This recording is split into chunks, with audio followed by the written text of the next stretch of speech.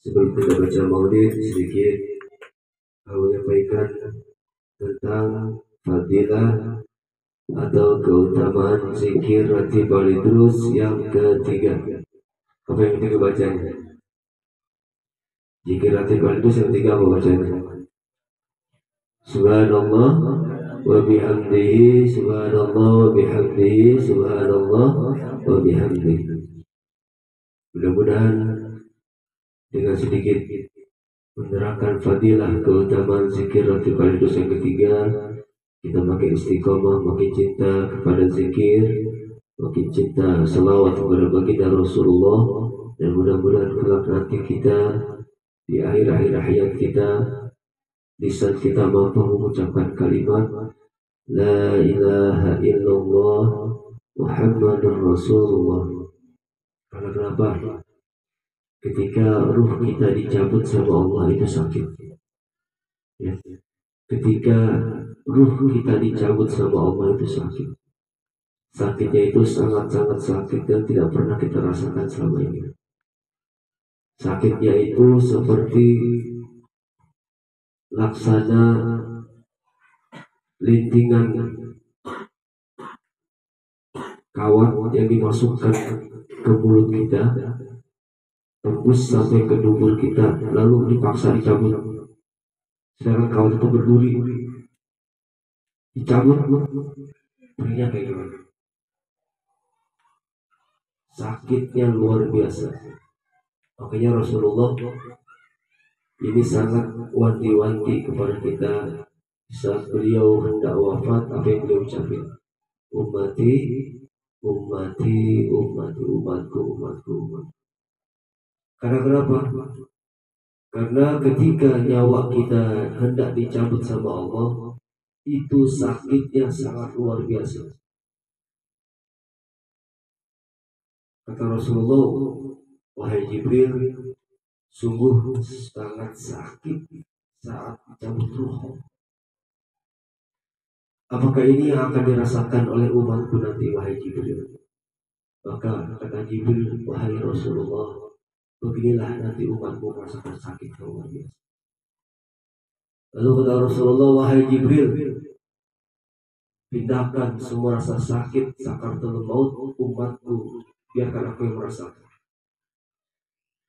Begitu cintanya Rasulullah kepada kita.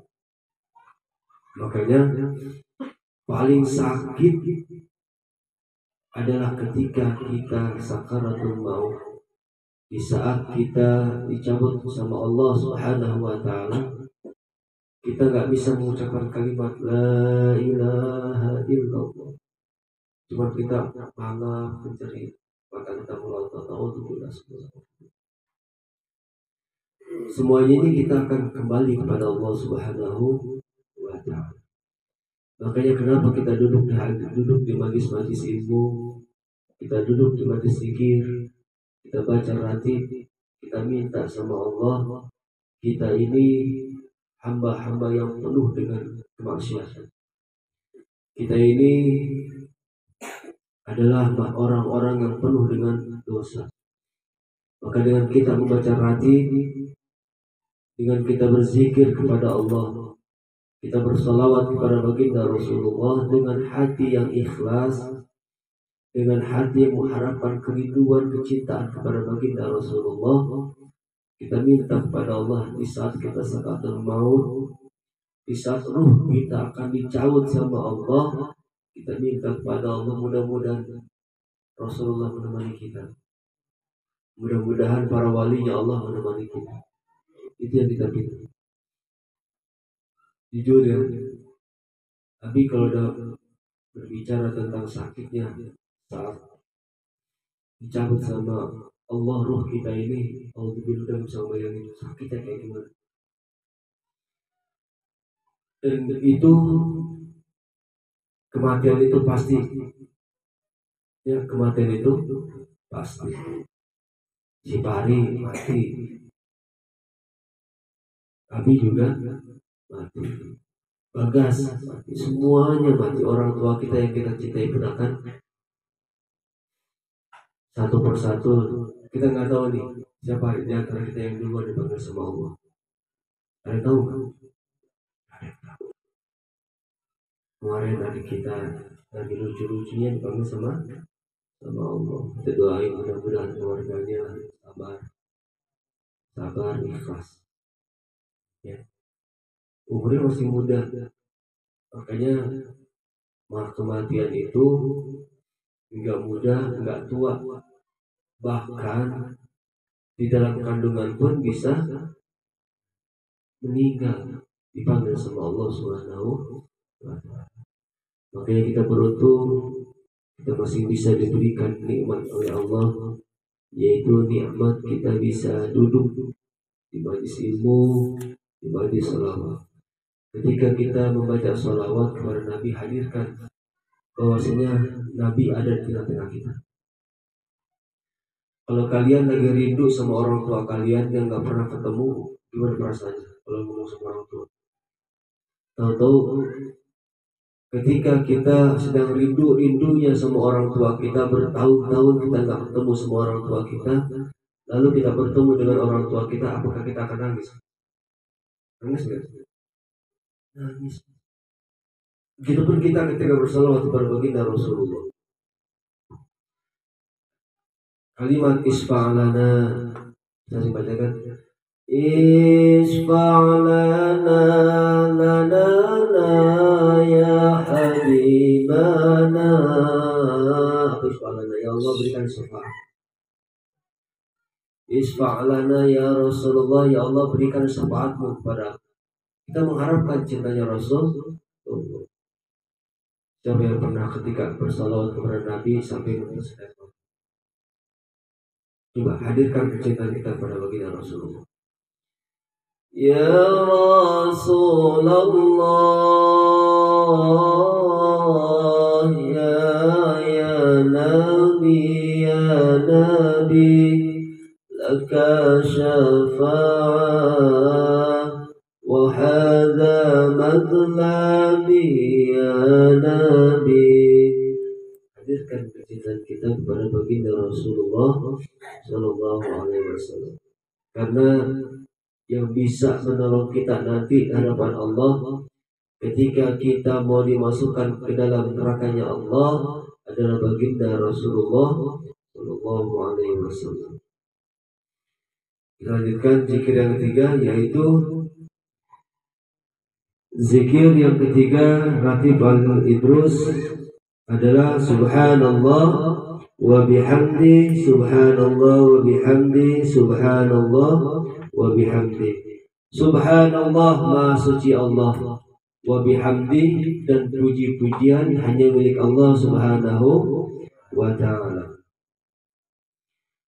Diriwayatkan oleh Abi Dzar radhiyallahu an bahwasanya Rasulullah sallallahu alaihi wasallam ditanya, perkataan mana yang paling utama yang dicintai sama Allah dan dicintai sama Rasulullah?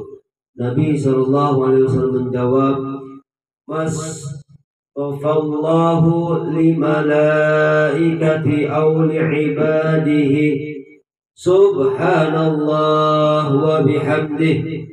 Maka kata Rasulullah, perkataan yang paling yang dipilih Allah bagi para malaikatnya atau bagi hamba-hambanya adalah kalimat subhanallah wa bihamdih, subhanallah wa bihamdih. Ini adalah kalimat yang Allah pilih, yang dibaca oleh para malaikat-malaikatnya Allah Subhanahu wa Ta'ala. Ada malaikat yang Allah ciptakan dari mulai diciptakan oleh Allah Subhanahu wa Ta'ala. Ini malaikat bertasbih. Apa tasbihnya? Yaitu subhanallah wa bihamdi, subhanallah wa bihamdi, subhanallah wa bihamdi. Terus dia bertasbih sampai nanti hari kiamat. Jadi kalimat subhanallah wa bihamdi ini adalah zikir yang dicintai malaikat, yang Allah pilihkan untuk malaikat berzikir kepada Allah Subhanahu wa Ta'ala. Jadi zikir ini adalah zikir yang dicintai Allah, yang Allah berikan kepada malaikat dan Allah berikan kepada hamba-hambanya yang mau berzikir kepada Allah Subhanahu wa taala. Jadi zikir kalimat subhanallah wa bihamdi, subhanallah wa bihamdi ini adalah zikir yang sangat dicintai oleh Allah, yang senantiasa dilafazkan atau dibaca oleh malaikatnya Allah Subhanahu wa taala. Kalau kita ingin mendapatkan kedudukan yang mulia di sisi Allah, maka kalimat zikir subhanallah wa bihamdi dibaca. Ica lagi gelisah baca subhanallah wa bihamdi. Syifa lagi kacau pikirannya baca subhanallah wa bihamdi. Ketika kita mengalami sesuatu yang buntu, maka bacalah kalimat subhanallah wa bihamdi. Subhanallah wa bihamdi.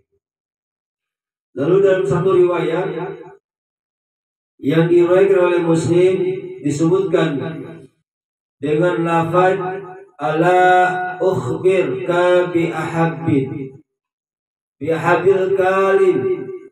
kalami ilallah qultu ya Rasulullah akhbirni bi ahabbil kalami ilallah faqala inni ahabbul kalami ilallah subhanallah wa bihamdi.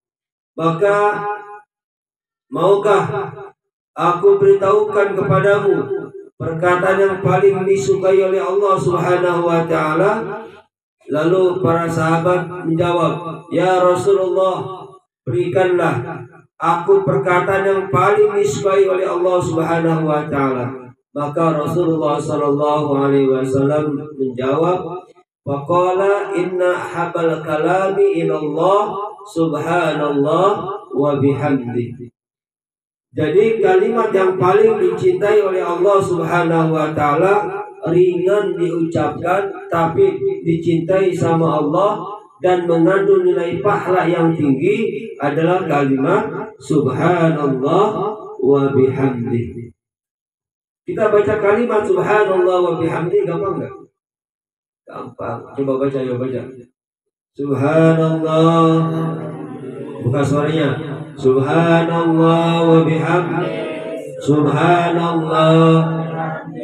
Subhanallah. Ulang lagi, suara dibuka. Ayo. Subhanallah wa bihamdi. Subhanallah. Subhanallah. Lagi. Subhanallah wa bihamdi. Subhanallah. Subhanallah wa bihamdi. Ini kalimat yang ringan tetapi sangat dicintai oleh Allah Subhanahu wa ta'ala. Subhanallah, maha suci Allah. Dengan kata lain, dengan kita membaca kalimat subhanallah maha suci Allah ini adalah membersihkan hati kita, membersihkan jiwa kita daripada pengaruh-pengaruh bisikan-bisikan apa? Bisikan-bisikan syaitan. Karena syaitan ini, iblis ini nggak akan berhenti ngegoda kita sampai kapan? Sampai nanti kita hendak dicabut oleh Allah Subhanahu wa ta'ala. Sampai kapanpun iblis, syaitan akan mengganggu kita. Bahkan sampai kita mau mati pun masih diganggu. Makanya sering membaca kalimat subhanallah bihamdi, subhanallah bihamdi. Mudah-mudahan diselamatkan oleh Allah Subhanahu wa ta'ala. Jadi kalau orang yang berzikir, maka insya Allah hatinya akan selalu hidup. Orang yang berzikir kepada Allah, maka hatinya nur, penuh dengan cahaya. Siapa yang berzikir kepada Allah, maka Allah berikan cahaya kepada orang itu. Siapa yang berselawat kepada baginda Rasulullah, maka cahaya Rasulullah akan ada di dalam hati orang itu. Kalau ada cahaya di dalam hati kita, cahayanya Allah, cahayanya Rasulullah, insya Allah kita diselamatkan oleh Allah Subhanahu wa ta'ala. Hati kita akan senantiasa lembut, hati kita senantiasa diberikan ketenangan, diberikan kedamaian, ketentraman. Walaupun tidak punya duit, bahasanya tenang. walaupun disakitin tenang. Karena kenapa? Karena ada cahayanya Allah, ada cahayanya baginda Rasulullah Sallallahu Alaihi Wasallam.